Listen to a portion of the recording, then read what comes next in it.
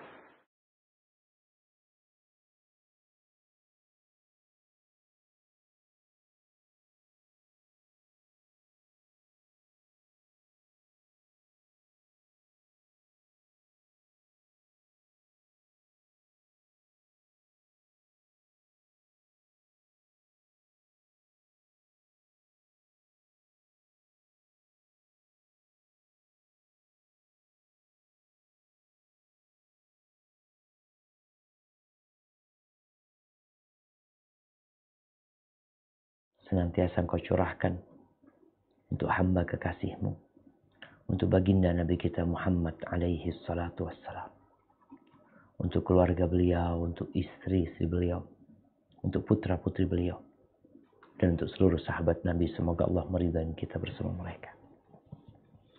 Amma ba'd, ahibati fillah, hari ini kita kajian bersama. Duduk bareng, walaupun via Skype. Ada banyak orang mungkin yang menonton. Tapi pada akhirnya kita akan sendirian. Sebagian orang takut untuk melanjutkan kehidupan. Trauma kadangkala dengan kebersamaan. Dia berpikir lebih baik sendiri. Sebagian bahkan ingin mati menyelesaikan kehidupan dia. Sehingga kita melihat ada usaha dari sebagian manusia untuk bunuh diri.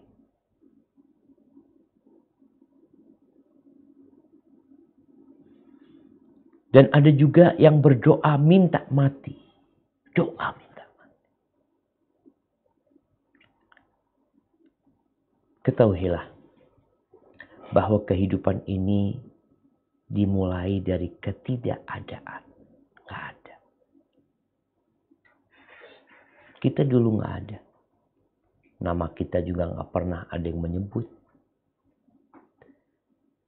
Dan suatu saat kita juga akan tidak ada lagi. Dalam proses yang terjadi itu nggak ada, kemudian menjadi ada, lalu menjadi tidak ada. Ternyata dalam proses itu manusia telah dikasih pelajaran bahwa engkau dulu sendirian loh. Ketika kita berada di perut bunda kita, bersama siapa kita di dalam sana?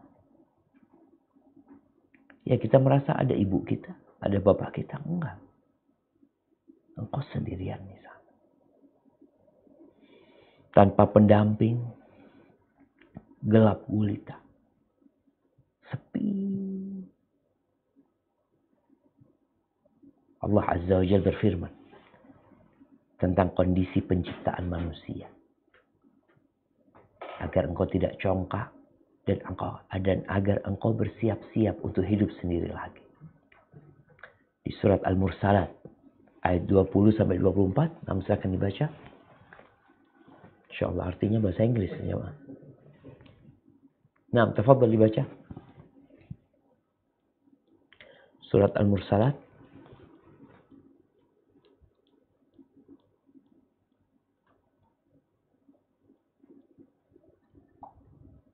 أعوذ بالله من الشيطان الرجيم ألم نخلقكم من ماء مهين فجعلناه في قرار مكين إلى قدر معلوم وقدرنا فنعم القادرون ويل يومئذ للمكذبين. Dalam tempat yang cukup. Rahim sampai waktu yang ditentukan. Lalu kami tentukan bentuknya, maka kamilah sebaik-baik yang menentukan. Celakalah pada hari itu bagi mereka yang mendustakan kebenaran. Barakallahu fikum. Ya, ketika kita ingat kita pernah sendirian, lalu kita keluar ke dalam kehidupan ini. Dan manusia itu bahasa Arabnya insan. Insan itu artinya ya sesuatu yang nggak bisa kesepian. Dia makhluk sosial. Berat baginya untuk hidup sendirian. Walaupun pernah dulu sendirian. Bahkan salah satu hukuman yang menyakitkan bagi manusia adalah dibiarkan sendirian. Kalau kita lihat tuh orang-orang yang ditahan di penjara, itu ada yang satu ruangan isi banyak orang. Sehingga mereka bisa ngobrol, bisa berbicara.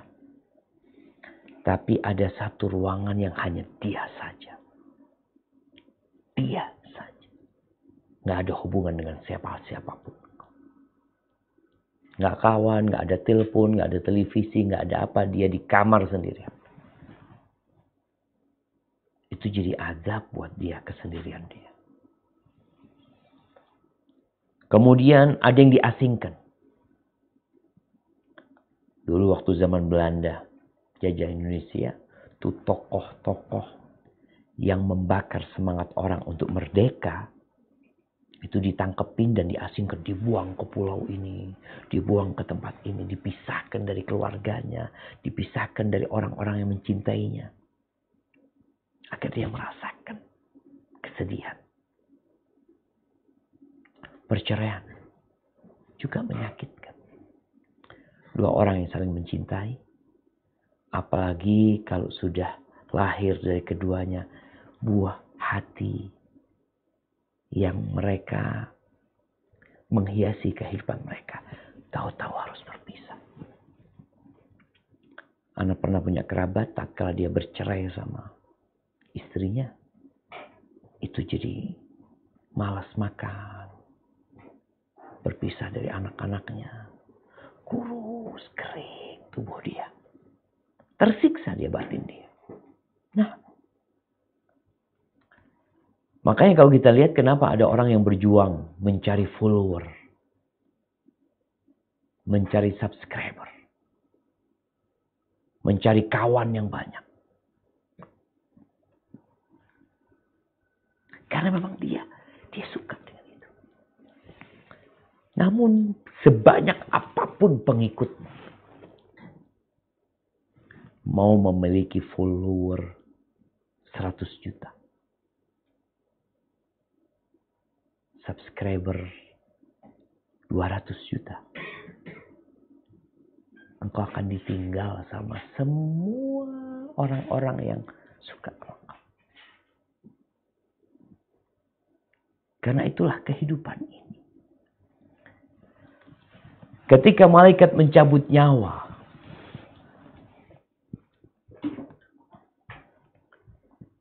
walaupun engkau dikelilingi oleh keluargamu.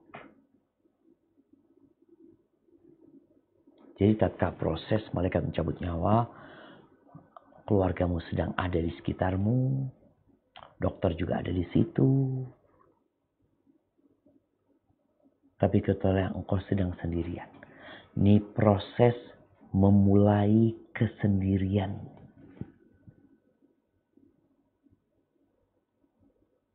Tatkala engkau di perut ibumu, engkau sendirian.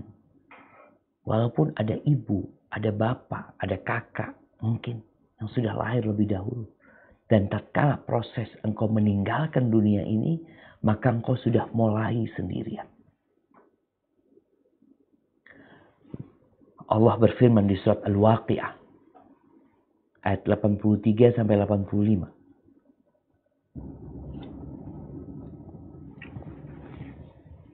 Nah,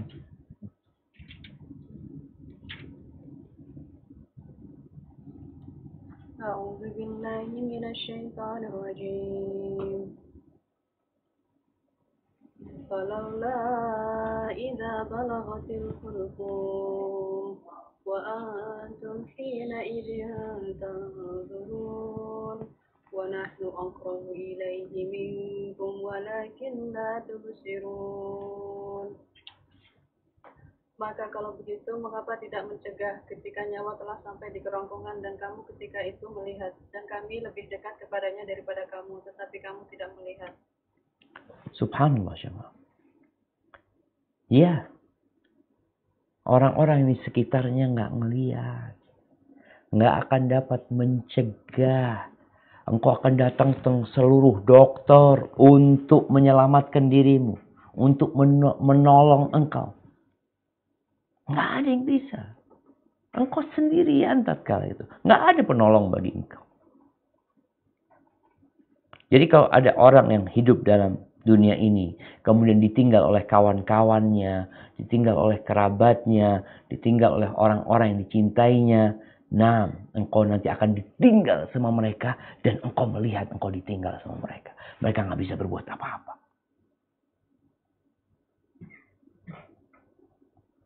Malaikat itu datang mencabut nyawamu. Proses nih, kesendirian. Engkau mati.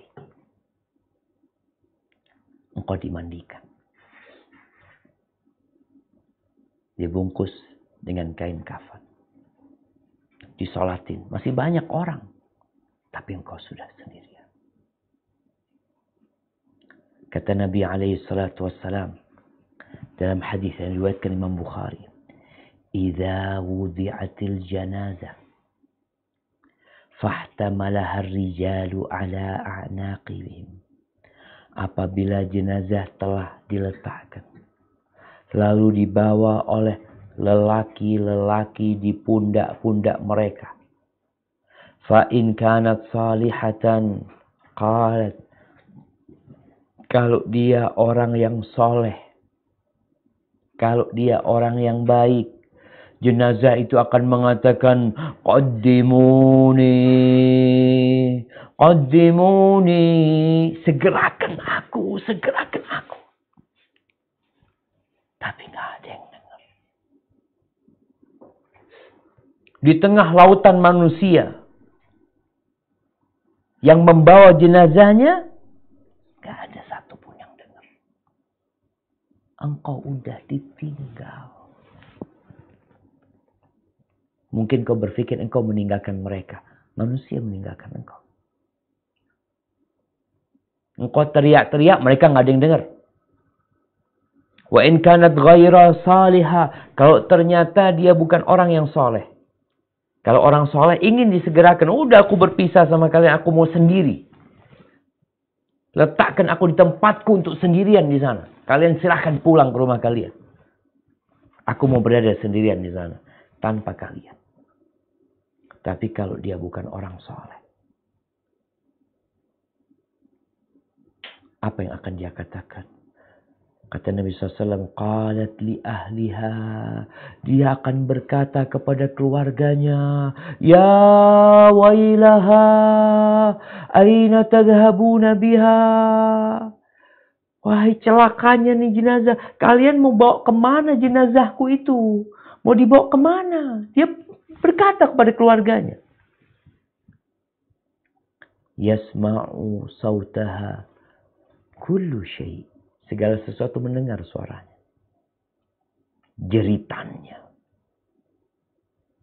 Illal insan. Dalam riwayat illa thaqalan. Kecuali manusia dan jin. Walau sami'aha la sa'iq. Kalau dia mendengarnya, dia bakal pingsan.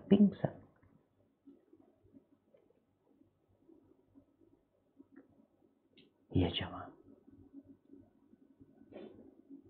Kita sendirian walaupun dibawa oleh orang banyak.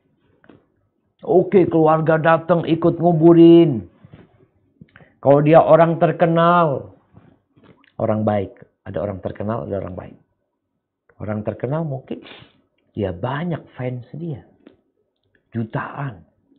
Yang ngantarkan orang banyak. Tapi adakah satu yang akan menemanimu di dalam kuburan? Satu. Nggak ada. Engkau akan sendirian di sana. Kata Nabi SAW dalam hadis riwayatkan Imam Bukhari dan Muslim, yatba'ul mayyit thalatha. Yang ikut mengantarkan mayit itu 3. Oh, ada 3. Berarti nggak sendirian dia. Yang mengantarkan engkau banyak. Ada 3. Yang pertama ahluhu. Keluarganya. Ikut mengantarkan. Bahkan kadangkala bapaknya mati. Nungguin anaknya. Karena anaknya mau nganterin bapaknya. Mau diantarin kemana bapakmu sama engkau? Iya, dia ingin ngantar bapaknya ke tempat untuk sendiri.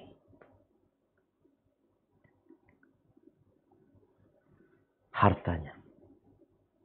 Di antara makna hartanya, kata para ulama, orang-orang kaya, orang-orang terkenal, banyak yang nganterin.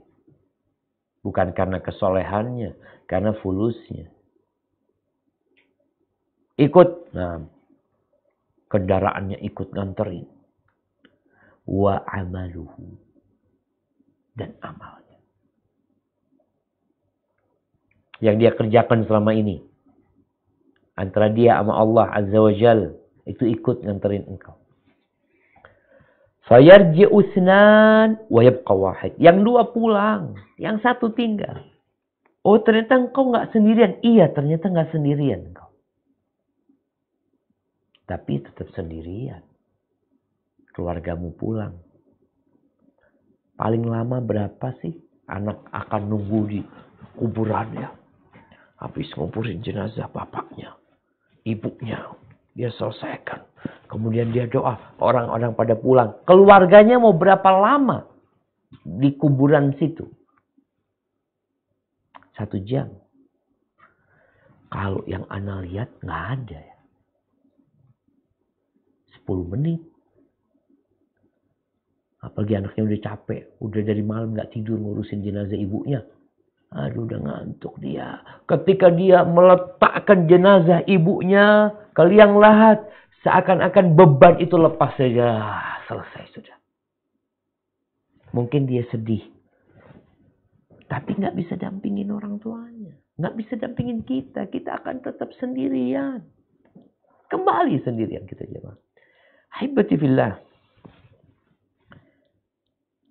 Anas bin Malik radhiyallahu anhu meriwayatkan dari Nabi alaihi salatu wassalam. Qala idza wudi'a al-'abdu fi qabrihi wa tawalla, kalau jenazah itu diletakkan di kuburan. Udah diletakkan di kuburan, udah dimakamin. Keluarganya, kawan-kawannya yang nganterin pada pulang. Ditinggal dia sama. Innahu la yasma' qar'ani alihim. Ini yang mati dengar suara sandal orang-orang itu pada pulang. Pada pulang semua. Awalnya kan rame. Pulang rame. Tinggal anaknya mungkin. Anaknya juga pulang. Ketika sudah pada pulang, atahu malakan, datang 2 malaikat. Engkau sendirian. Nggak ada siapa-siapa. Fa'aq'adah. Lalu didudukkan orang ini. Kita akan didudukkan. Fayaqulani lahu.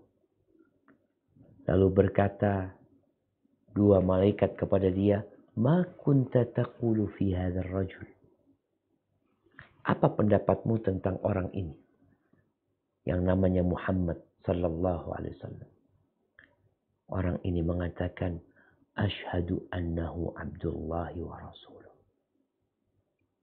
Saya bersaksi bahwa dia adalah hamba Allah dan utusannya. Fayuqalu undur ila maq'adika minan nar. Engkau lihat nih. Di situ ada jendela yang terbuka menuju ke neraka. Engkau lihat itu tempatmu di neraka. Abdalakallahu bihi maq'adan minal jannah. Maka Allah telah gantikan buat engkau tempatmu di surga. Tunjukkan juga. Sendirian, iya. Kemudian nanti akan datang orang yang mendampingi. Ketika dilihat siapa yang dampingi ini. Orangnya indah wajahnya. Pakaiannya bagus. Wangi orang itu. Lalu bertanyalah orang ini. Man anta? Engkau siapa? Kata dia. Wajahmu kok menyenangkan katanya. Kok wajah orang yang bawa kebaikan?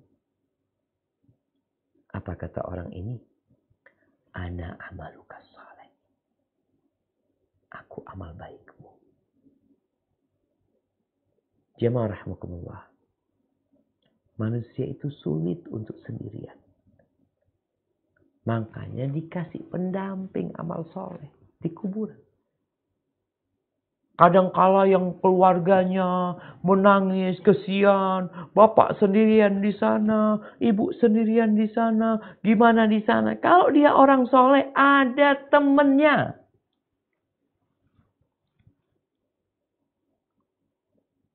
Kata Nabi SAW. Wa ammal kafir. Adapun kalau dia orang kafir. Awil munafiq. Atau yang pura-pura Islam sama ini. Ketika ditanya tentang Nabi Muhammad SAW. Apa kata dia? La adri. Kuntu aqul ma yaqulun nas. Aku gak tahu ya. Tapi aku mengucapkan apa yang diomongkan orang. Kata orang Muhammad Rasulullah. Aku mengucapkan itu.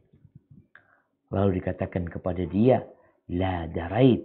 Wala talait. Engkau gak tahu. Engkau gak belajar. Engkau gak baca. Thumma yudrabu bimitraqatin min hadid. Kemudian dalam kesendiriannya. Orang ini dipukul dengan martil dari besi. Baina udhunai. Di antara kedua telinganya dia dipukul. Fayasihu sayhatan man yalihi illa thaqalain. Fayasihu sayhatan yasma'uha man yalihi illa thaqalain. Maka dia teriak dengan teriakan didengar orang yang di sekitarnya. Kecuali manusia dan jin. Lalu nanti didatangkan lagi pendamping dia. Subhanallah jemaah. Kita tuh kalau dikasih pilihan. Antum sendirian di kamar. Atau dikasih pendamping. Tapi pendampingnya ini berbau busuk. Wajahnya buruk. Pakaiannya jelek. Antum milih mana? Sendirian atau didampingi dia? Sendirian kita pilih. Allah kirimkan pendamping. Ketika dia melihat orang ini yang gak mengenakan sama sekali. Dia tanya, siapa engkau?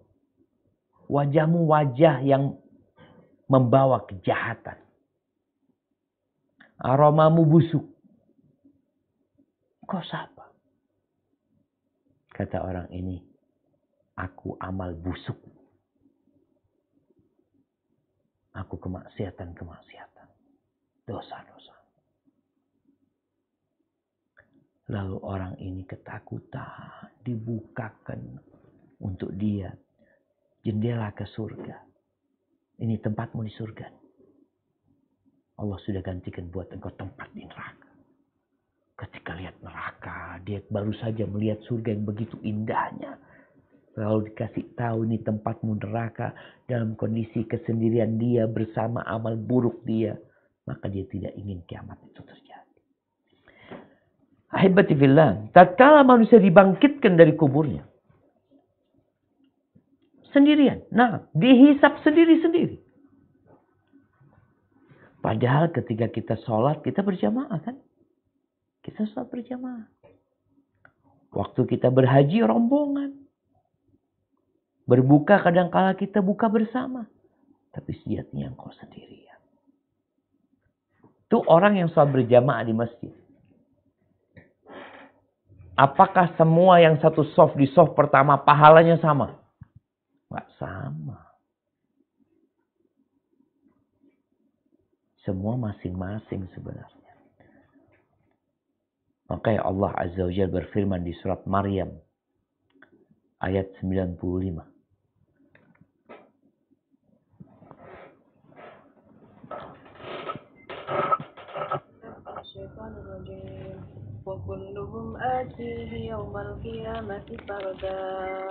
Dan setiap orang dari mereka akan datang kepada Allah sendiri-sendiri pada hari kiamat. Sendiri-sendiri. Sendiri-sendiri. Engkau nggak akan datang sama bapakmu. Engkau nggak akan datang sama gurumu. Orang kadang-kala berpikir ya, tenang kalau engkau jadi muridku, nanti aku dampingi kalau hisab. Engkau sendirian. Nggak bisa kemana-mana. Harta nggak ikut. Jabatan nggak ikut. Anak buah nggak ikut. Ahibati fillah. Kembali ke cerita pertama kita. Kita tuh diciptakan sama Allah. Datang ke dunia ini sendirian. Keluar sendirian. Disambut dengan kain. Lihat anak bayi kau lahir. Disambut sama kain. Dibungkus kain ke dia. Biar anget dia. Kadang-kadang dibungkus sampai kepala-kepalanya. Hanya wajahnya yang kelihatan. Kemudian tidak berapa lama dia hidup di muka bumi ini. Lalu dia mati. Dia mati kembali sendirian dan dibungkus kain lagi. Seperti ketika dia datang ke dunia ini. Dia dihantarkan meninggalkan dunia ini dengan bungkusan kain itu pula.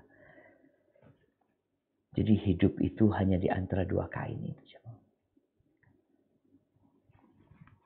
Terus rumah yang dia bangun. Ya. Kesuksesan yang dia raih. Channel YouTube. Yang udah banyak followernya. Akun Instagram dia. Yang punya jutaan pengikut. Gimana ceritanya? Nggak ada. Apakah kemudian channelnya mau dimasukin ke kuburan? Nih, engkau nanti di kuburan nonton tuh. Subscribe-mu akan bertambah terus. Nggak ada. Ahibati fillah. Di surat Al-An'am. Ayat 94. Allah berfirman. Surat Al-An'am. Ayat 94.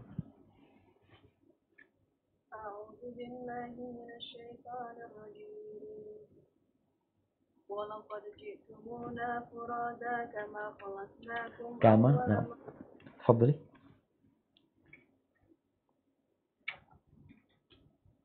ولقد جئتمونا فرادا كما خلقناكم أول مرة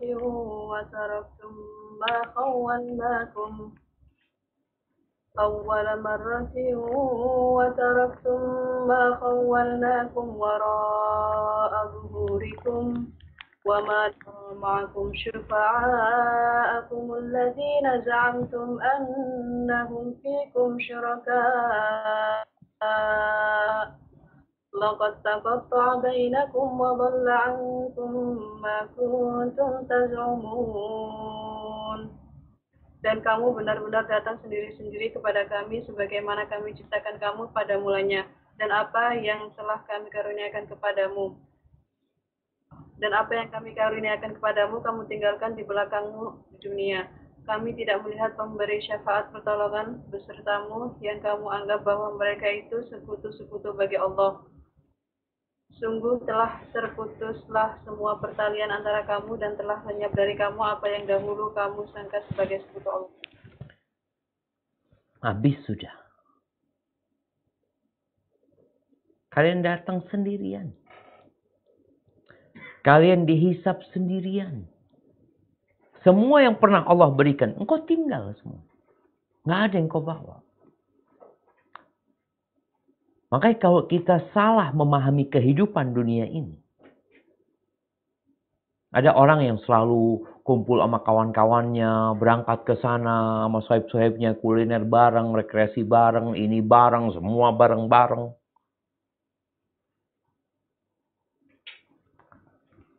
Engkau akan kembali kepada Allah sendirian. Engkau akan berjumpa dengan Allah tanpa ada penerjemah. Penerjemah pun nggak ada.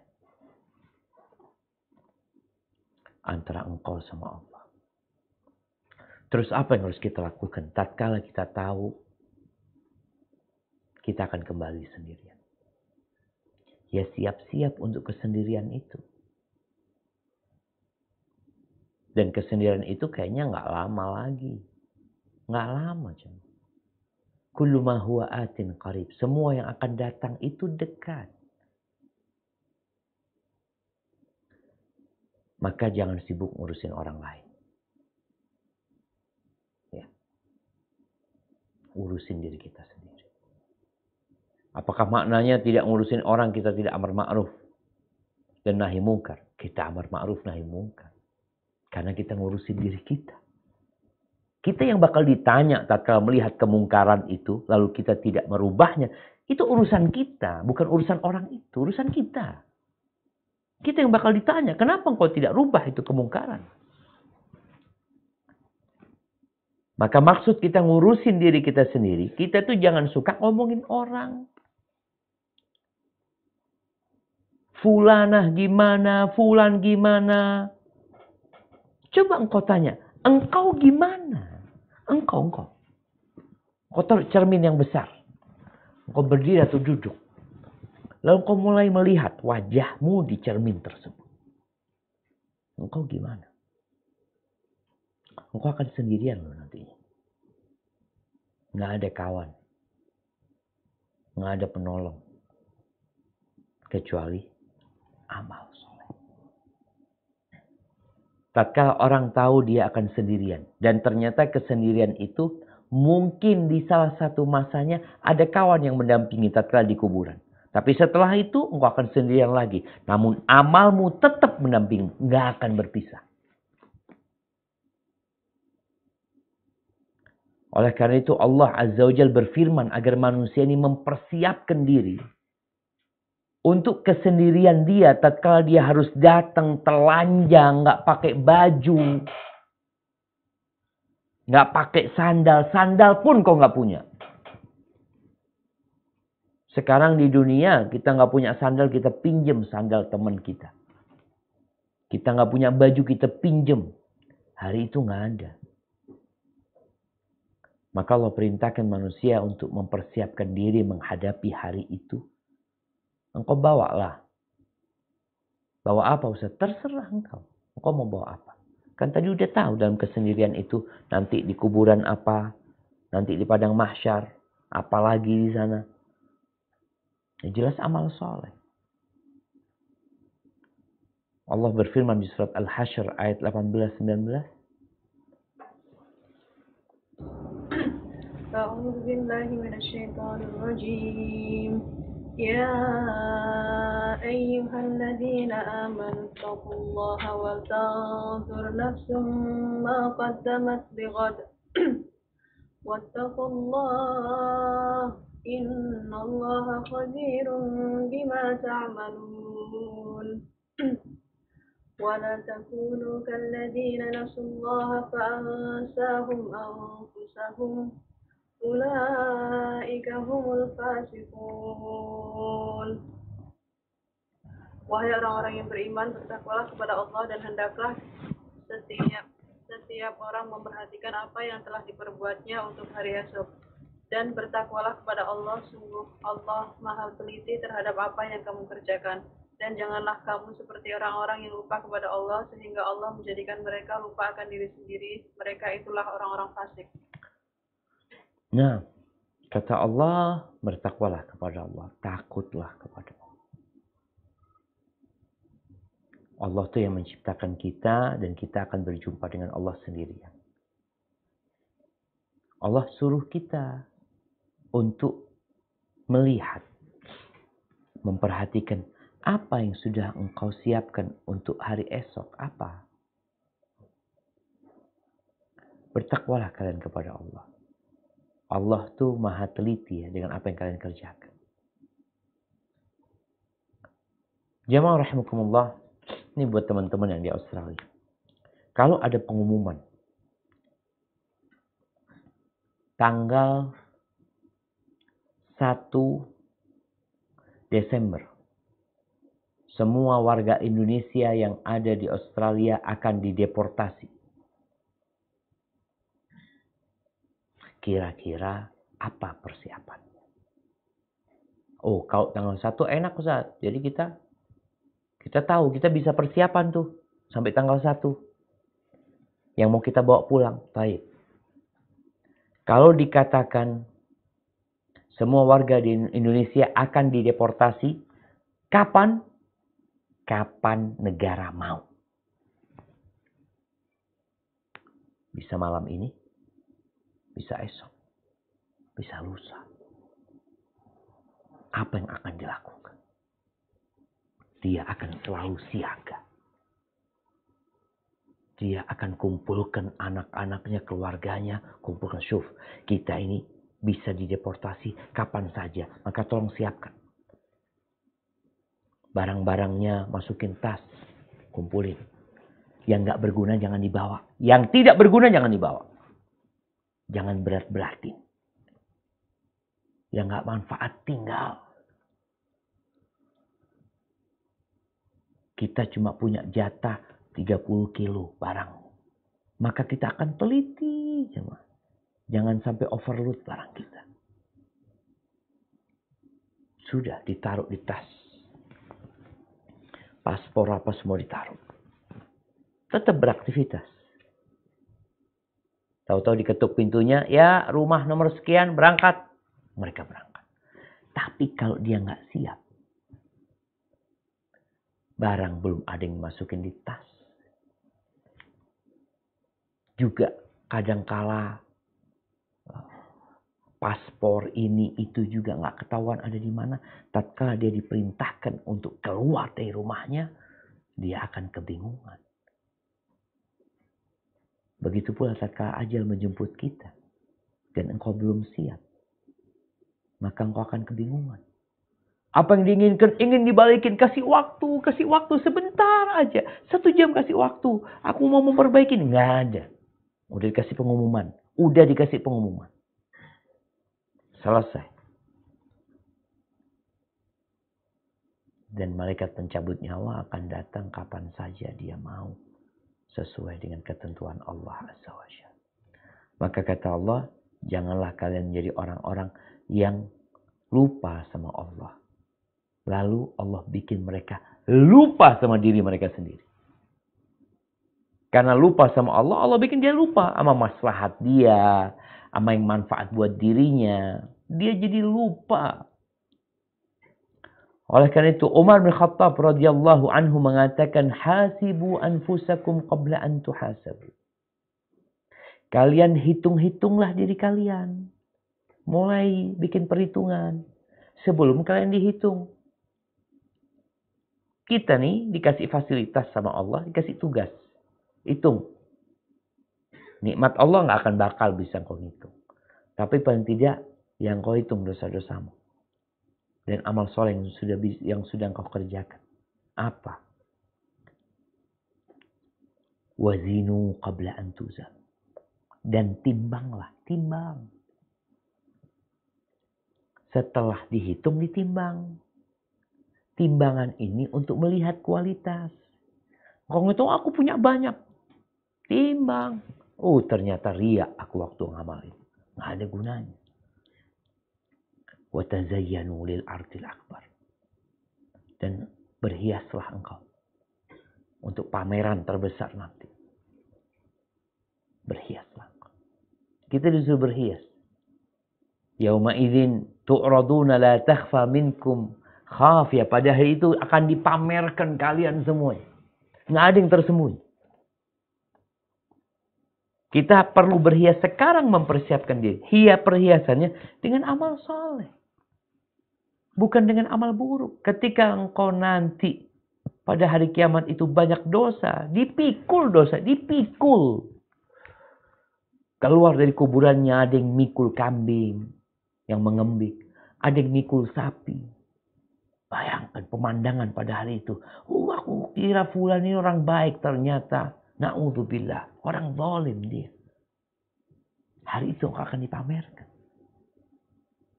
Maka berhiaslah untuk hari itu. Haibati fillah. Modal kesendirian yang penting itu adalah rasa takut sama Allah SWT. Adanya rasa takut ini yang membuat manusia bersiaga. Bersiap diri. Tatkala Allah Azza wa Jal berfirman tentang firman Allah yang di surat Al-Mu'minun ya. Mungkin buka surat Al-Mu'minun ayat 66 ayat 65 ayat 60 61 surat Al-Mu'minun ayat 60 61.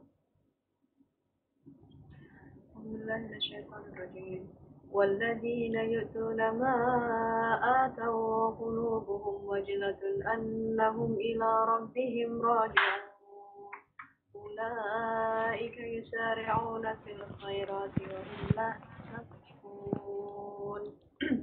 Dan mereka yang memberikan apa yang mereka berikan sedekah dengan hati penuh rasa takut karena mereka tahu bahwa sesungguhnya mereka akan kembali kepada Tuhannya. Mereka itu bersegera dalam kebaikan-kebaikan dan mereka lah orang-orang yang lebih dahulu memperolehnya. Barakallahu fikum. Nah, siapa mereka ini? Ketika ayat itu turun, Aisyah bertanya kepada Nabi SAW. Yang dimaksud dengan orang-orang itu apakah orang-orang yang minum khamr, yang suka mabuk-mabukan, yang berzina, yang mencuri? Faqala la ya ibnat, bukan. Walakinnahum, tapi yang dimaksud adalah mereka orang-orang yang berpuasa, wa yusallun, yang rajin salat, wa yatasaddaqun, dan mereka rajin bersedekah, wa yakhafuna an la yutaqabbala minhum, dan mereka takut tidak diterima amalan mereka. Maka mereka berlomba-lomba dalam kebaikan. Terus mereka. Jamaah rahimakumullah. Suami istri ketika menjadi bapak dan ibu, biasanya dia mulai mempersiapkan anaknya. Ketika anak itu mulai besar, ya kalau itu anak perempuan, tahu-tahu satu nikah dibawa oleh suaminya. Yang anak cowok nikah, tahu-tahu dia izin, ayah, ibu, aku mau rumah sendiri ya, tafadhol. Nanti anaknya satu, semuanya akhirnya bapak ibu tinggal sendirian, masih berdua mereka. Yang satu mati, ibu tinggal sendirian. Satu mati, habis. Dan mereka tetap hidup sendirian di alam kubur sesuai dengan amalan mereka. Maka jangan takut dengan kesendirian.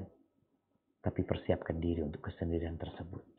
Jangan was-was karena itu satu kepastian. Satu kepastian yang akan menjemput kita. Allah sudah kasih tahu. Tinggal bagaimana engkau menyikapi dan mempersiapkan diri. Bawa bekal sebanyak-banyaknya. Untuk tatkala engkau sendirian. Hada. Wallahu a'lam bishawab. Itu yang bisa saya sampaikan pada kesempatan kali ini. Mungkin kita masuk ke sesi tanya jawab. Nah, persilahkan. Assalamualaikum Ustadz. Waalaikumsalam warahmatullahi wabarakatuh. Dari Sydney Ustadz ada titipan pertanyaan. Nah, Kalau nanti yang ditanya man robuka itu kalau di kuburan Ustadz, kita harus ngafalin bahasa Arab. Apa itu tergantung dari amalan? Apa bagaimana? Jazakallah khair. Masya Allah, barakallahu fiik. Ya jemaah. Ya pertanyaan yang menarik ya. Apakah nanti pertanyaannya pakai bahasa Arab Ustaz. Jadi kalau anak nggak bisa bahasa Arab, akhirnya gimana jawabnya nanti? Ada miskomunikasi nanti. Bisa jadi. Bukan jemaah. Jadi menjawabnya itu dengan keyakinan. Malaikat yang bertanya akan bertanya dengan bahasamu. Apakah kemudian orang-orang akan bisa bahasa Arab? Bisa jadi di alam kubur. Maka yang perlu dipersiapkan itu, kalau bicara bahasa Arab, Muslim itu hendaklah belajar bahasa Arab. Muslim itu. Qurannya bahasa Arab, sholatnya pakai bahasa Arab. Masa lebih mementingkan bahasa Inggris daripada bahasa Arab? Ya karena bahasa Arab, Inggris jadi bahasa untuk cari fulus. Maka kenapa orang-orang berlomba-lomba untuk belajar bahasa Inggris? Karena memang untuk cari fulus oleh sebagian orang. Yang bahasa Arab juga ada yang semangat belajar bahasa Arab karena untuk kerja. Untuk dunia. Tapi gimana engkau belajar bahasa Arab demi untuk memahami agama kita? Paling tidak ketika sholat kita tahu dengan apa yang kita baca. Jadi menjawab pertanyaan malaikat itu dengan keyakinan. Makanya ketika orang fajir ditanya,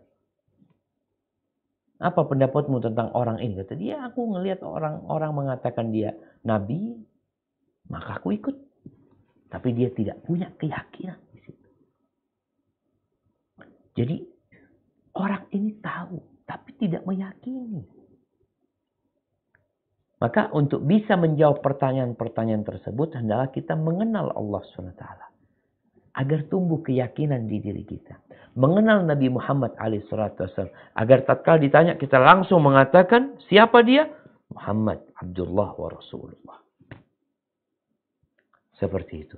Hada wallahu a'lam bissawab.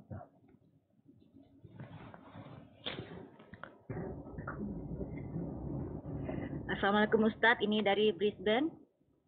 Naam, tafadhal. Iya, ini di luar tema pertanyaan titipan. Ini ada postingan, katanya nih postingan ini dinisbatkan ke Ustadz. Boleh saya bacakan Ustadz? Tafadhal.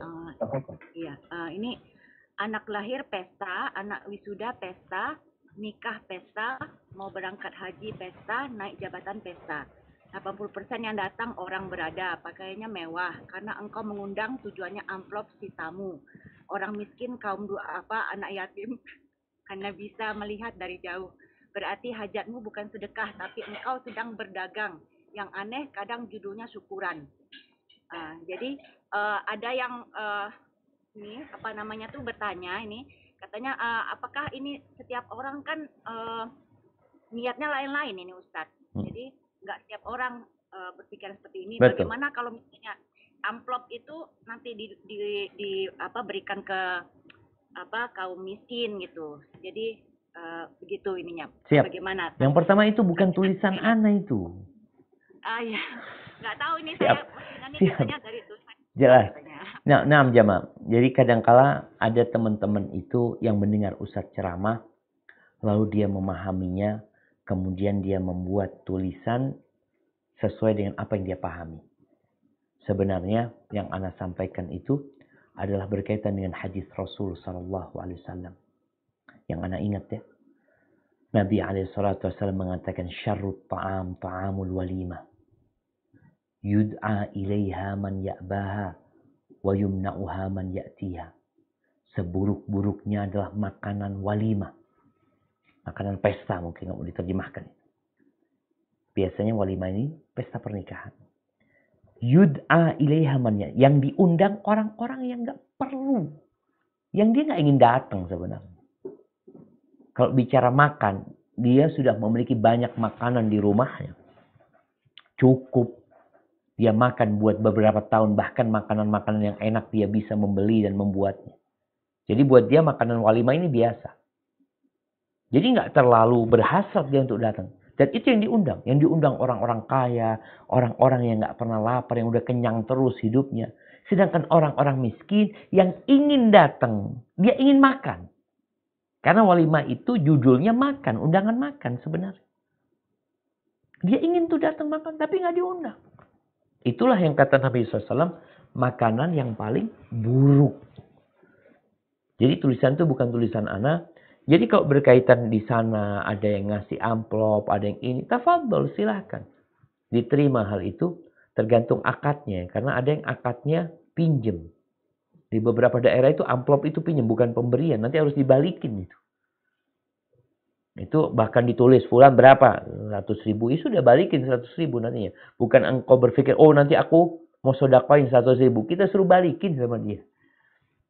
Maka hendaklah kita tatkala membuat sebuah acara. Apa tujuan kita? Entah apa tujuanmu. Tapi kalau engkau mencari ridha Allah Azza wa Jalla, maka undanglah orang-orang miskin.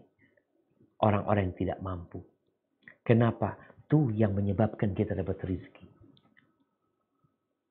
Kita tuh nggak sadar keberadaan orang-orang miskin itu ternyata sebagai pembuka pintu rezeki buat kita.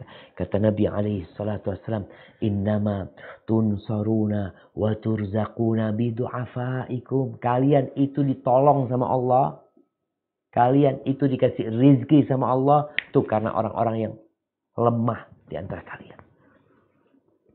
Makanya kita tuh kalau punya duit lalu kita bagikan kepada fakir miskin, kita itu salah satunya berterima kasih sama mereka.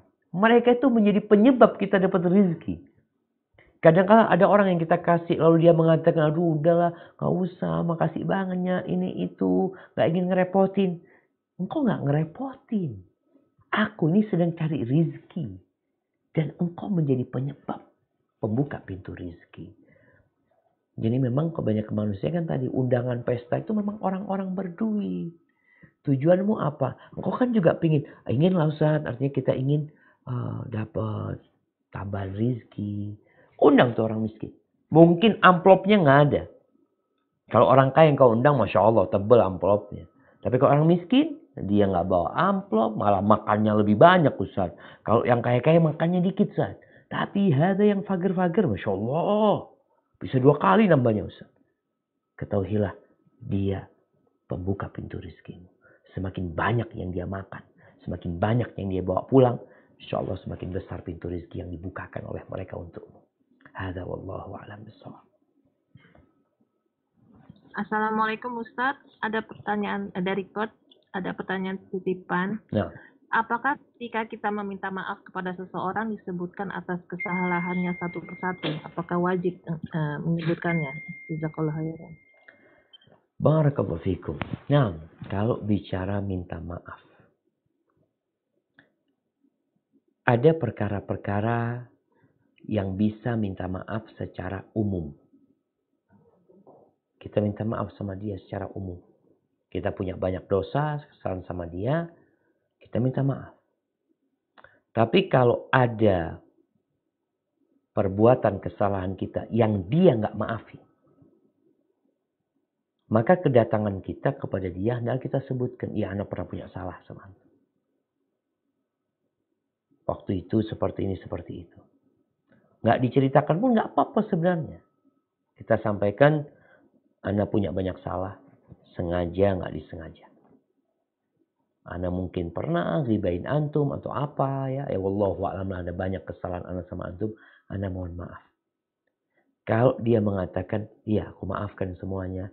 Dan itu dari hatinya, selesai, cukup sebenarnya. Nggak perlu secara detail. Cuma memang kita lihat Rasul SAW itu ngajarin kita ketika minta ampun sama Allah SWT. Ada yang minta ampun secara mutlak. Allahumma innaka afuun tuhibbul afwa fa'fu anni. Minta maaf mutlak sudah. Tapi ada minta maaf terhadap dosa-dosa yang secara khusus yang kita minta sama Allah SWT. Kita melakukan dosa A. Ketika kita bertobat, maka kita sebutkan sama Allah SWT. Tapi ketika sama manusia berkaitan dengan kesalahan kita, kalau dia mencukupkan diri dengan maaf umum, mamanya dia memaafkan, iya aku maafkan. Maafnya umum loh. Engkau minta maaf secara umum, aku memberikan maaf secara umum. Tapi bisa jadi secara detail, umpamanya, engkau pernah ngambil duit dia. Dia nggak terima, engkau nggak sebutkan waktu itu. Bisa jadi dia akan menuntut. Karena dalam benak dia, mamanya dia pernah ditipu. Dia nggak tahu siapa yang nipu dia. Siapa yang ngambil barang dia.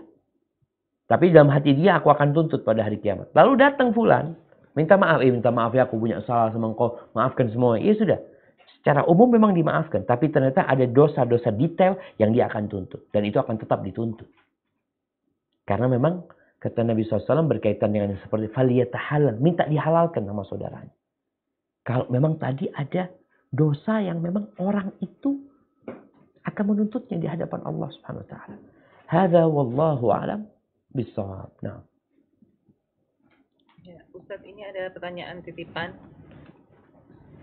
Assalamualaikum warahmatullahi wabarakatuh. Semoga Allah selalu merahmati dan menjaga Ustadz Syafiq dan umat Islam seluruhnya. Allahumma Izin amin. bertanya, bagaimana dari pandangan akidah dan tauhid seseorang pindah kewarganegaraan ke negara kafir? Di negara tersebut tidak ada larangan beribadah, tapi tidak sebebas di Indonesia. Di antara azan tidak boleh terdengar keluar, kajian-kajian dipantau. Alasan kepindahan untuk kemudahan kesempatan bekerja di negara tersebut dan khawatir dengan kondisi di Indonesia. Barakallahu KL. fiik. Nah, jamaah rahimakumullah. Insyaallah semua pada tahu hukum tinggal di negeri kafir. Apa tujuannya? Para ulama menjelaskan, tatkala seorang tinggal di negeri non-muslim, dalam rangka dia berdakwah atau dalam rangka dia menuntut ilmu, dengan catatan dia dapat menjaga kehormatan dirinya di sana, menjaga agamanya, menjaga keimanannya, maka diperbolehkan bagi dia untuk tinggal di sana. Tapi tatkala dia berangkat ke negeri tersebut hanya untuk cari makan, sedangkan di negerinya bisa cari makan sebenarnya. Bukan nggak bisa, beda sama terpaksa. Kita tahu Nabi SAW pada waktu itu dia menyuruh para sahabatnya hijrah ke Habasyah. Hijrah ke Habasyah. Habasyah negeri kafir juga sama pada waktu itu sama Mekah, tapi lebih ringan di sana gitu loh. Insya Allah lebih bisa menegakkan agamanya daripada di negerinya. Maka disuruh hijrah dalam rangka menyelamatkan agamanya. Para sahabat berangkat ke Habasyah, bukan dalam rangka untuk memperbaiki taraf ekonomi mereka. Maka tatkala seorang muslim umpamanya pindah dia tinggalkan negeri dia ke negeri non muslim hanya untuk masalah ekonomi, hanya untuk masalah perut, maka dia telah meninggalkan kewajiban untuk hijrah. Sebenarnya bukan untuk hijrah, dia hijrah dari negeri Islam ke negeri non muslim gitu. Dan Nabi SAW berlepas diri. Ana bari'un min muslimin ya'ishu baina dhahranail musyrikin. Aku berlepas diri dari seorang yang tinggal di tengah-tengah orang-orang musyrikin. Ini sebagai bentuk ancaman dari Nabi alaihi salatu wassalam. Maka buat teman-teman yang tinggal di sana, lihat ketika engkau tinggal di sana dan memberikan manfaat untuk menyebarkan agama Allah Subhanahu wa taala, bukan hanya untuk masalah perutmu, maka insya Allah semoga masih ada udzur buat engkau tinggal di sana. Dan para ulama berbincang, hijrah itu memang ada yang wajib, ada yang sunnah. Yang wajib tatkala di negeri itu memang nggak bisa menegakkan agamanya, sama sekali dia nggak bisa menegakkan agamanya. Yang sunnah di negeri itu dia bisa menegakkan agamanya. Alhamdulillah dia bisa beribadah dengan baik ya. Walaupun tidak sebebas di negeri lainnya. Umpamanya di negeri Islam lainnya. Maka bagi dia dianjurkan sebenarnya untuk tidak tinggal di sana. Namun juga para ulama menjelaskan. Tatkala keberadaan umat Islam di sana berdampak dalam penyebaran agama Allah ini. Maka silahkan. Jadi ada unsur dakwah di sana. Bukan unsur cari uang aja. Wallahu a'lam bishawab. Nah. Assalamualaikum Ustadz dari Sydney ini. Waalaikumsalam warahmatullahi wabarakatuh. Naam, tafadhali. Jadi begini Ustadz, ada satu bapak dulunya, satu bapak ini hijrah gitu ya Ustadz, bertobat. Tapi dia terkenal sekali dulu kalau dulunya itu zolim, maksiat dan segala macam. Sehingga orang-orang taunya ini bapak orang jahat. Jahat gitu ya Ustadz ya. Kemudian bapak ini yang sudah hijrah bertobat meninggal, tapi orang-orang nggak tahu kalau dia sudah hijrah. Lalu anak-anaknya ini suatu saat minta bantuan ke para muslim, tapi semua rata-rata muslim ini menolak karena tahu enggak bapaknya jahat. Ya. Sehingga yang nolongin akhirnya non-muslim, Ustaz. Walhasil anak ini kesel atau gimana, keluarlah dari Islam. Allahu Akbar. Murtad gitu, Ustaz. Pertanyaannya, apakah ini menjadi dosa jariah untuk mereka-mereka yang dulu menolak membantu karena sudah suudzon, atau Ini bagaimana? membantu Jazallah proses khair. kematiannya dia, Pak. Jenazahnya dia. Iya, finansial gitu. Iya, jazakallah khair, Ustaz. Barakallahu fiik. Nah, jamaah rahimakumullah. Kita tahu pengurusan jenazah ini fardu kifayah. Fardu kifayah. Apa arti fardu kifayah? Kewajiban bersama. Kalau sudah ada yang melakukannya, maka yang lain tidak dosa. Tapi kalau ternyata nggak diurusin itu jenazah oleh orang-orang Islam ini, semuanya berdosa. Semuanya berdosa pada waktu itu. Maka ini menjadi catatan buat kita ya. Jadi kalau fardu kifayah itu kewajiban bersama yang memang seharusnya kita bersama-sama melakukan. Tatkala memang sudah ada beberapa orang yang bantu, yang lain sudah nggak wajib buat mereka. Tapi kalau pertanyaannya tadi, apakah mereka yang tidak mau membantu akan berdosa yang menyebabkan kalau bapaknya kemudian nggak diurusin, maka akan berdosa. Tapi kalau enggak, sebenarnya ada yang ngurusin Ustadz sebenarnya. Yang ngurusin itu, ngurusin jenazahnya ada, tapi nggak banyak orang yang ngurusin. Tapi alhamdulillah jenazah akhirnya dikubur, disolatin dikubur, berarti selesai. Telah terlaksana tersebut. Tinggal sekarang bagaimana kondisi berkaitan dengan anak ini yang akhirnya murtad. Apakah itu karena dosa yang tidak membantu dia? Wallahu a'lam bishawab. Dilihat. Mereka yang tidak membantu itu sebenarnya ingin memberikan pelajaran kepada anaknya mungkin. Agar anaknya jadi orang baik. Karena dalam agama kita ini, mengobatin kesalahan itu bisa dengan beberapa cara. Cara yang pertama dikasih nasihat. Dibantuin, kasih uang. Orang yang berbuat jahat ini ya, kita bantuin, kita kasih uang. Cara yang kedua, itu diboikot. Iya. Dalam rangka memperbaiki, orang itu diboikot. Di masa Nabi SAW ada sahabat yang diboikot. Sampai 40, sampai 50 hari. Nggak ada yang berbicara sama dia. Istrinya suruh pisah dari rumah dia. Sendirian, 3 sahabat nih. Salah satunya Ka'ab bin Malik. Benar-benar diboikot. Dia datang ke masjid ya. Dia mengucapkan salam kepada Nabi SAW. Ka'ab ketika itu mengatakan, aku nggak lihat. Kayaknya Nabi menggerakkan bibirnya atau tidak. Jadi satu kota Madinah itu berubah menyikapi dia. Sampai kata Ka'ab bin Malik suatu hari. Ada yang bertanya di pasar. Mana Ka'ab bin Malik? Mana Ka'ab? Aku tanya aku kata dia. Ada surat. Dari Raja Wasasin kalau nggak salah. Dari Raja Kafir. Isi suratnya itu. Aku mendengar. Bahwa saya sahabatmu telah memboikotmu. Udah berubah sama engkau. Bergabunglah engkau bersama kami. Kami akan memuliakan dirimu. Itu Ka'ab. Ini fitnah lagi kata dia. Surat itu dimasukkan ke tanur. Ke tempat pembakaran api. Dia lemparkan surat itu. Dia sedang diuji keimanannya.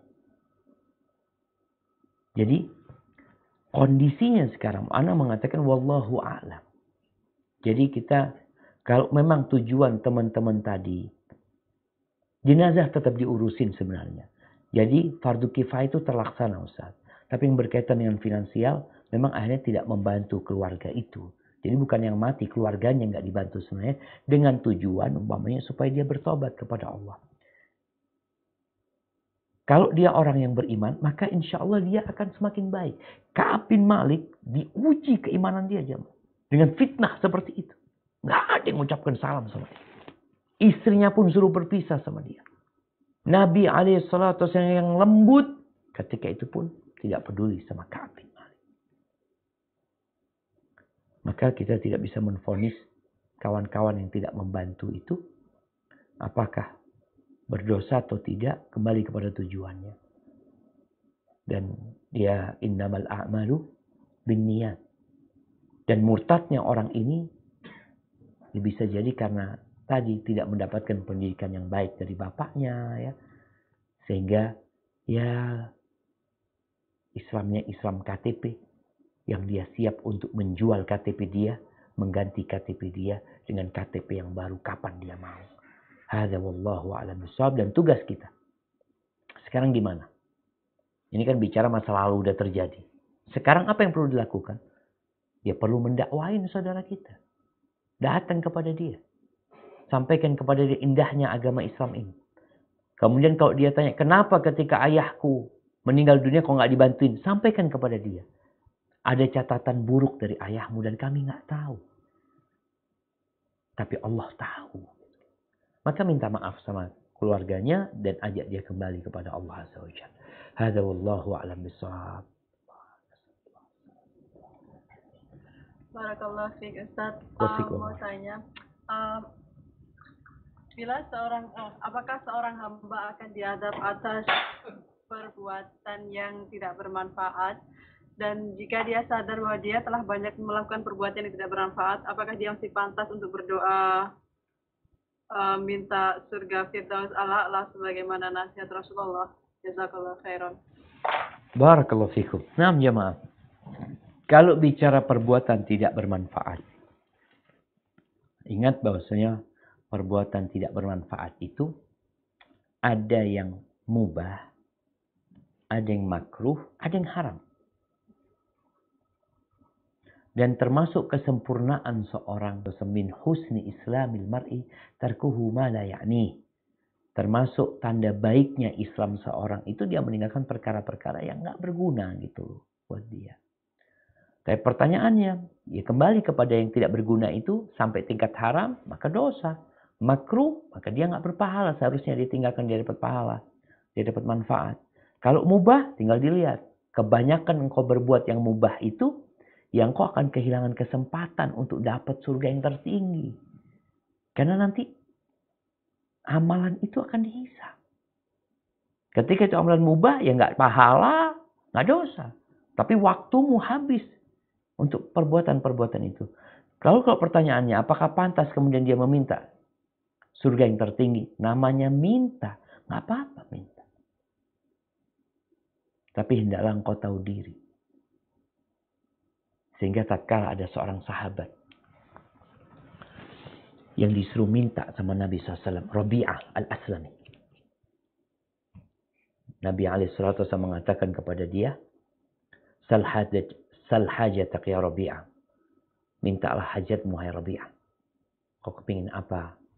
Kata Rabi'ah, aku pikir dulu ya Rasulullah SAW ya, agar aku dapat mendampingimu di surga.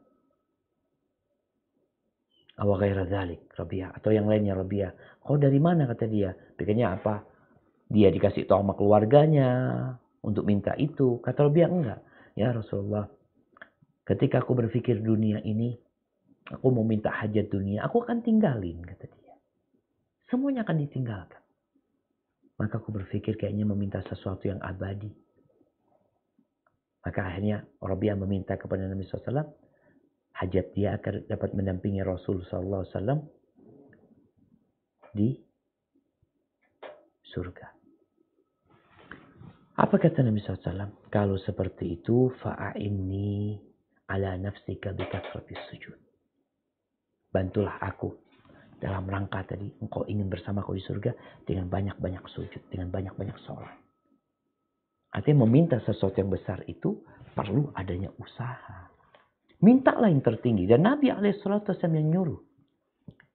Idza sa'altumullaha al-jannah fasaluhul firdausal a'la. Kalau kalian meminta kepada Allah surga, mintalah surga yang tertinggi. Apa yang diperlukan? Usaha. Bagaimana waktu kita dipenuhi dengan hal-hal yang berguna. Makanya kalau ada seorang mahasiswa, seorang pelajar yang ditanya sama ibunya, engkau kepingin nilaimu apa? Aku ingin kumlot, Ibu. Ya, ya udah, sungguh-sungguh engkau. Dan terbukti dia sungguh-sungguh untuk kumlot. Biasanya orang, engkau ingin apa? Ah, yang penting lulus lah. Maka biasanya dia malas. Ketika yang penting lulus, pantas dia malas. Tapi insya Allah orang yang benar-benar ya, benar ya. Karena bicara doa, ada yang cuma di lisan. Orang yang benar minta dari hatinya. Maka dia akan berusaha untuk meraih apa yang dia inginkan. Hadza wallahu a'lam bissawab. Assalamualaikum Ustaz, pertanyaan dari lipat lagi. Waalaikumsalam warahmatullahi wabarakatuh. Naam, tafadhali. Assalamualaikum warahmatullahi wabarakatuh, Ustaz. Waalaikumsalam warahmatullahi wabarakatuh. Ahlan wa sahlan. Berbicara tentang kesendirian, wanita yang ditinggalkan suami meninggal, itu ada masa idah ya Ustaz ya? Ya. Lalu, pada masa idah ini ada yang berkata kepada beliau, engkau boleh keluar asal dikawani.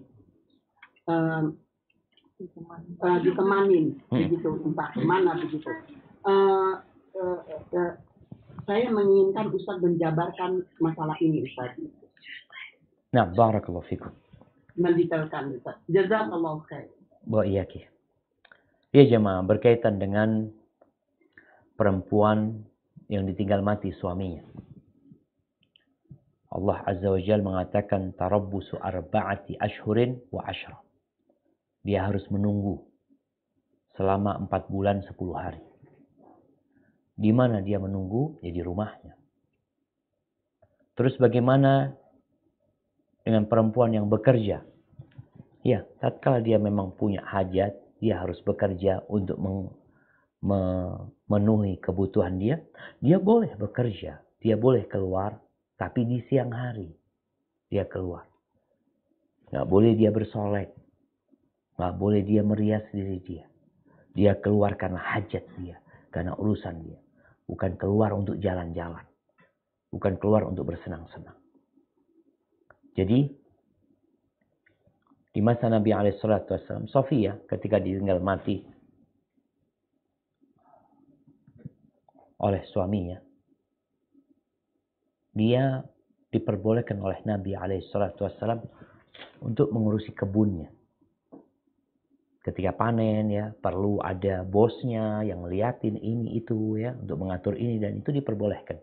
Jadi perempuan yang sedang masa idah, hukum asalnya dia tinggal di rumah dan dia tidak boleh berias, tidak boleh bersolek sampai selesai masa iddah dia.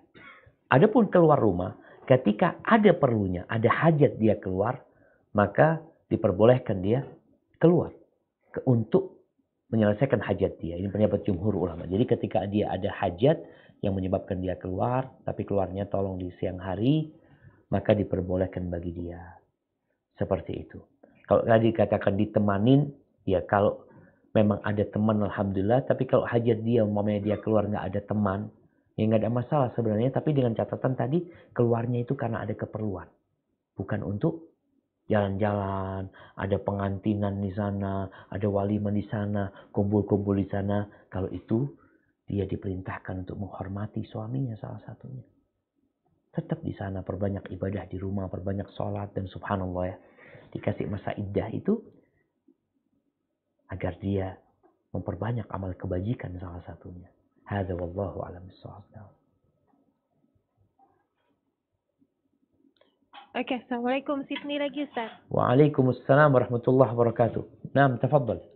Ini titipan pertanyaan menyambung yang soal hijrah ke negara lain sehingga meninggalkan negara aslinya itu ya, Ustaz. Naam. Kalau ada anak memang dia niat ke luar negeri, ke negara kafir untuk bekerja, tapi niatnya untuk bantu orang tua, Ustaz. Sampai akhirnya dapat izin tinggal, dapat paspor, jadi warga negara gitu, Ustaz. Tapi niat dari awal memang mau membantu finansial orang tuanya. Jazakallah khair. Itulah jamaah ya. Tinggal di negeri non-muslim ini sangat beresiko sekali. Apalagi hanya untuk urusan perut. untuk urusan ekonomi. Dan negeri kafir beda-beda ya. Nggak bisa disamakan. Secara bagaimana mereka memberikan kebebasan beragama kepada umat Islam. Ada tempat-tempat yang nggak bisa sholat ya. Sulit sekali mereka untuk beribadah. Ada tempat-tempat yang ada kebebasan buat mereka. Tapi tetap masalahnya itu, engkau berada di negeri yang berpotensi membuat engkau akan jauh dari agama Allah Subhanahu wa Ta'ala. Nggak dengar azan ya. Dan kemaksiatan mungkin terbiasa dilihat di jalanan. Kita kalau biasa ngelihat berhala ya, patung. Tiap hari kita ngelihat berhala. Mungkin di awal kita itu menentang ya. Na'udzubillah. Melihat kemaksiatan di pinggir jalan ya. Na'udzubillah. Lama-kelamaan biasa. Ini yang berbahaya gitu loh.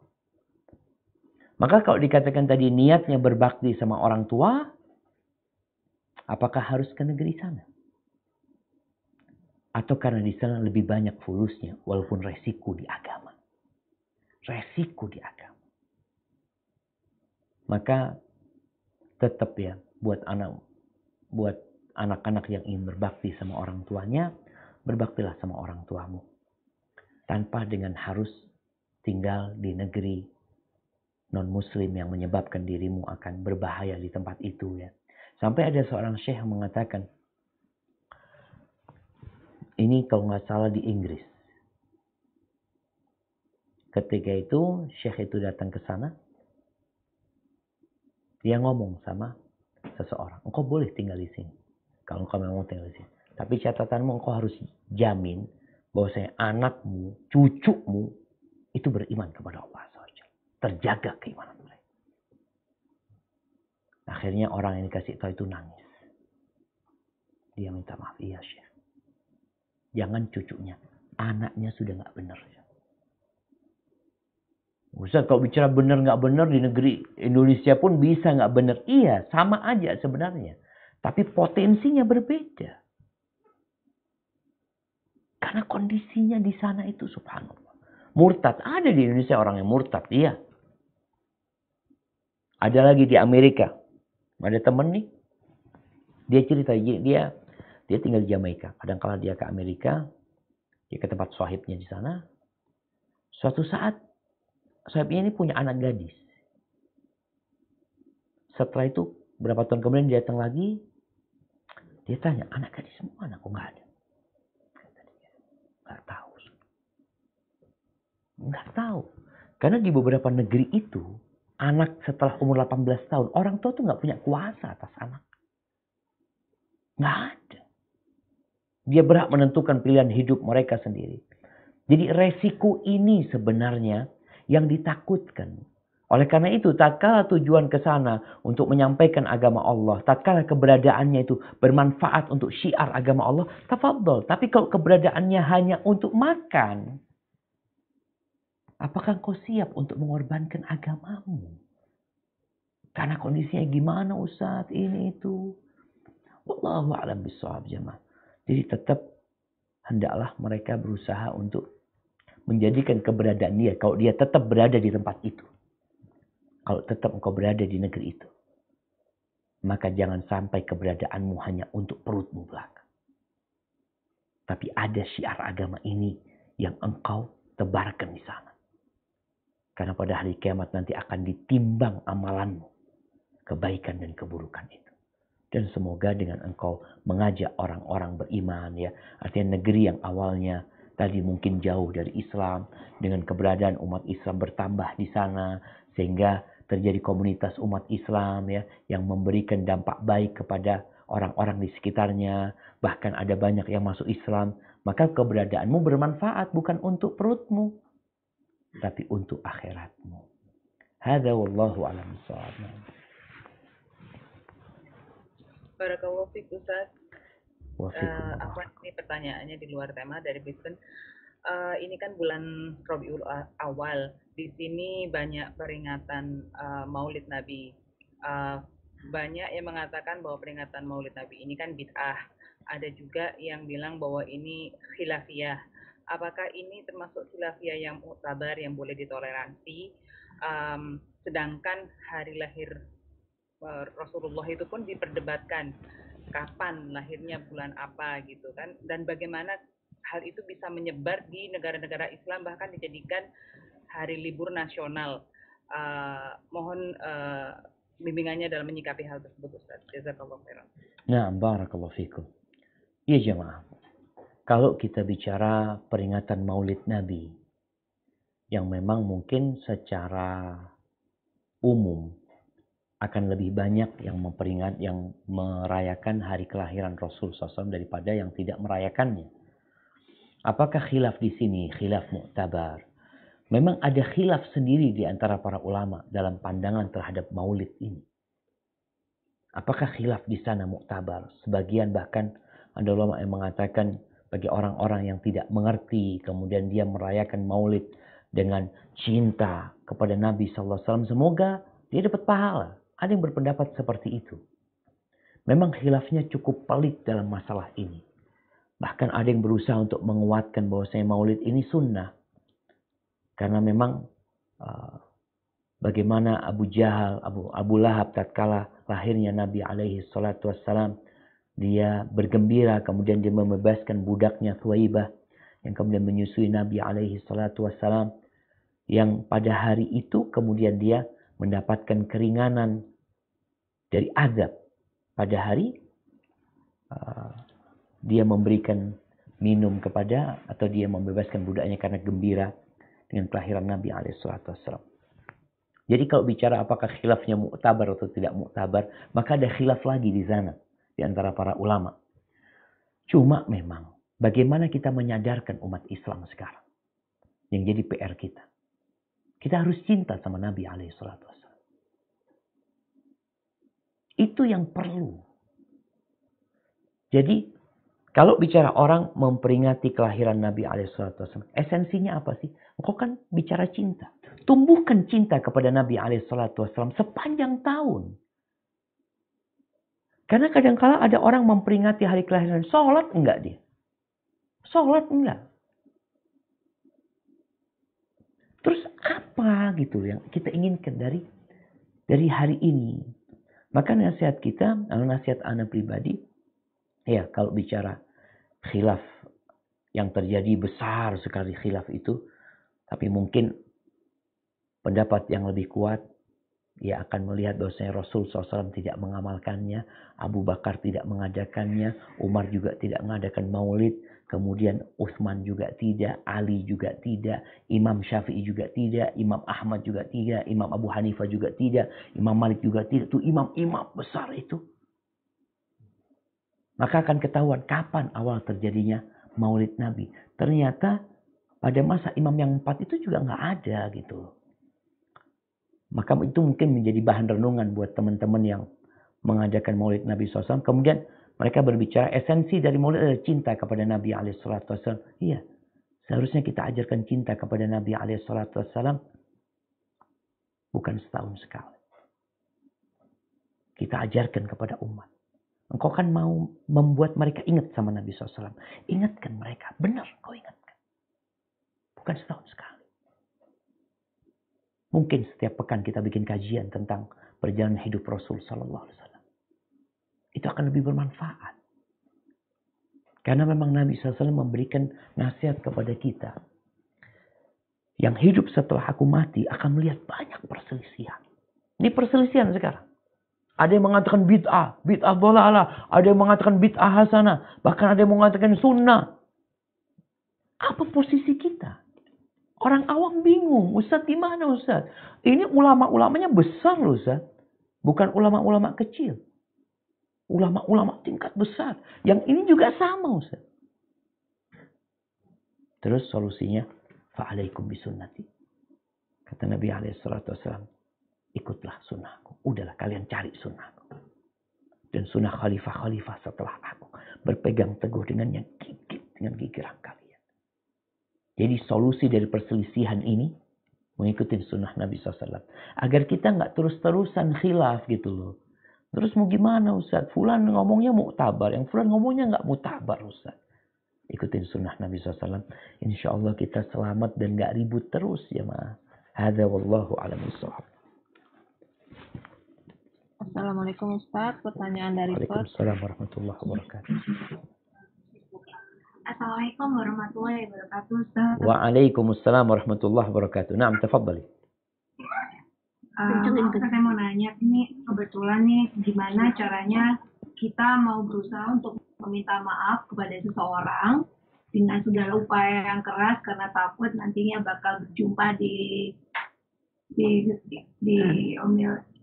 pada masyarakat nanti nggak yang sana di hari kemudian hari. Terus tapi dia tetap kekeh nggak mau maafin kita, Ustaz. Terus gimana kita harus menyikapi semua itu? Barakallahu fiik. Ya jemaah. Menjadi hak seseorang untuk tidak memaafkan. Iya. Makanya dalam proses qisas, kalau ada orang yang membunuh orang lain, lalu pihak keluarga pembunuh minta maaf kepada pihak keluarga terbunuh. Mereka kondisinya, mereka boleh memaafkan. Mereka boleh memaafkan, tapi tetap minta denda, bayar dia. Mereka juga tetap boleh minta qisas. Iya, itu hak dia. Makanya kalau kita kemudian menghadapi orang-orang yang tidak mau memaafkan kita, gimana? Itu hak dia. Maka yang harus kita lakukan adalah banyak berdoa buat orang itu. Doakan dia. Semoga dibuka pintu hatinya. Dan juga kita bisa dengan usaha lain, cari orang lain lah, siapa yang bisa membuka pintu maaf buat antum dari dia ya, buat anti dari dia dengan cara ngobrol ya. Mungkin dia mau ini itu dibujuk. Kadang-kala kita bujuknya dengan kasih hadiah. Kemudian juga jamaah, kita tuh kalau minta maaf, hendaklah dikasih jeda waktu. Orang itu kalau emosi, kadang-kala nggak akan memaafkan. Sehingga Nabi SAW memperbolehkan orang itu untuk tidak bertegur sapa selama 3 hari. Itu batas maksimal. Setelah 3 hari, harus bertegur sapa. Karena 3 hari biarkan dia merasa emosi dia sampai turun, sampai adem sendiri, baru kita minta maaf sama dia. Kemudian kalau orang itu yang tidak memaafkan kita kemudian memutus hubungan sama kita, tidak bertegur sapa dengan kita, berarti dia yang berdosa. Kita kan udah berusaha untuk memperbaiki hubungan kita. Tapi kalau dia mau ngambil hak dia nantinya, dia akan ambil hak itu. Namun yang jelas, tanpa dia boleh untuk memutuskan hubungan. Karena memutuskan hubungan termasuk dosa dan anti sudah nggak berdosa. Karena nanti sudah berusaha. Tapi berkaitan dengan kesalahan, nanti akan ada hisab pada hari kiamat nantinya. Maka banyak-banyak doain dia dengan harapan semoga pintu hatinya terbuka. Dan semoga juga dia dikasih rezeki yang banyak. Dan doa itu akan jadi kebaikan buat anti. Dan pada proses hisab pada hari kiamat, kalau nantinya dia menuntut kepada anti, maka ada pahala yang akan bisa dibagikan buat dia. Hadza wallahu a'lam bishawab. Kayaknya kita ke pertanyaan terakhir ini. Assalamualaikum Ustaz. Waalaikumsalam. Masih ada waktu Ustaz? Nah. Berapa? Ada 2 pertanyaan dari penonton Ustaz. Siap. Gimana? Tafadhol. Boleh? Boleh. Oke, bismillah. Ini Ustaz dari hamba Allah, apakah kalau kita rutin membaca surat Al-Muluk Ustaz setiap malam bisa menemani kita di dalam kubur nanti? Barakallahu fiikum. Oke, yang satu lagi Ustaz. Ya. Yang satu lagi, bismillah.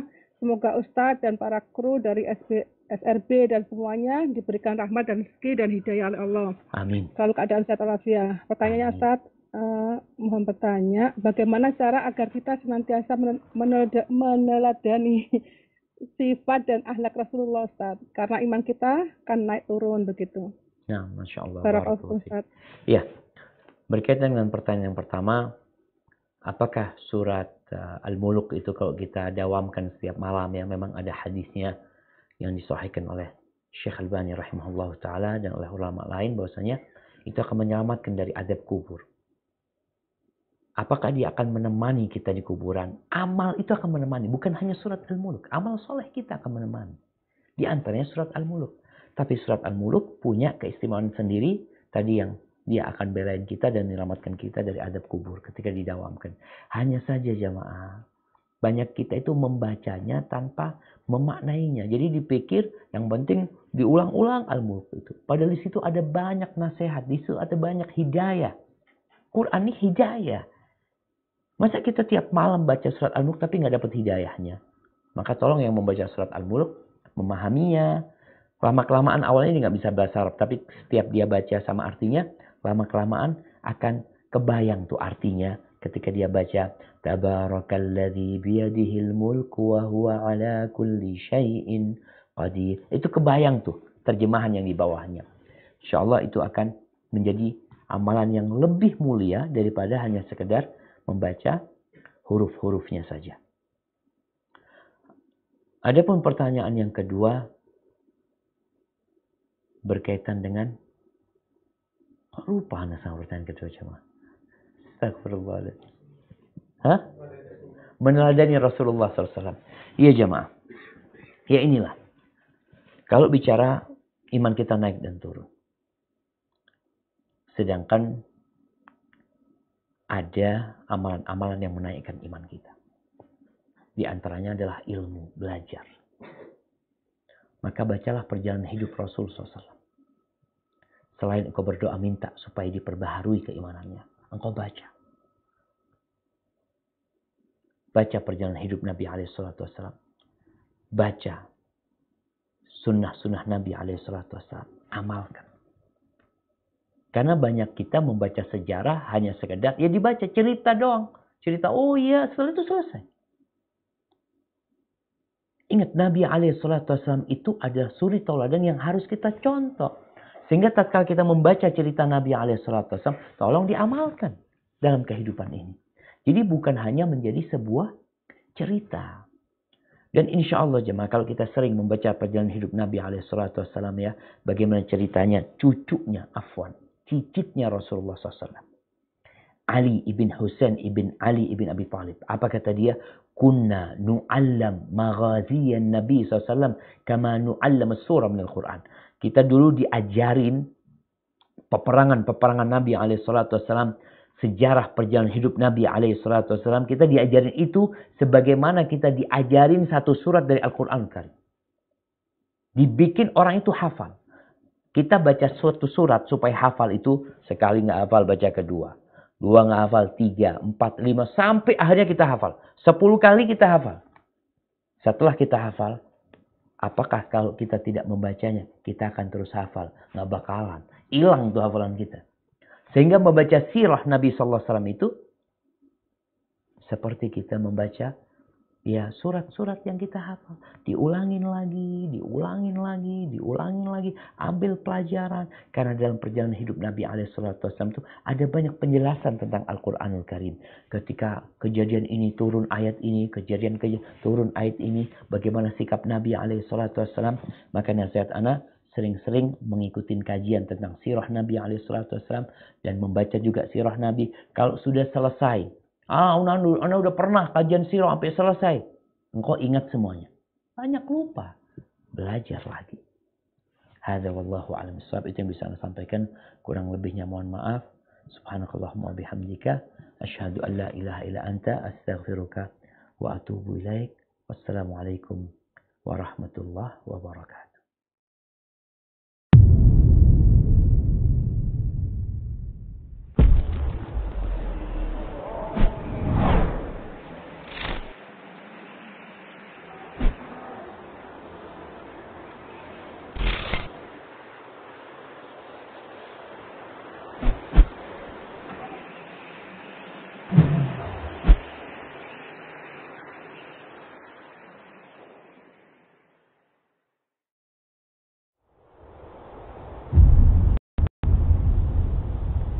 Klik tombol berikut untuk mendapatkan update ilmu yang insya Allah bermanfaat.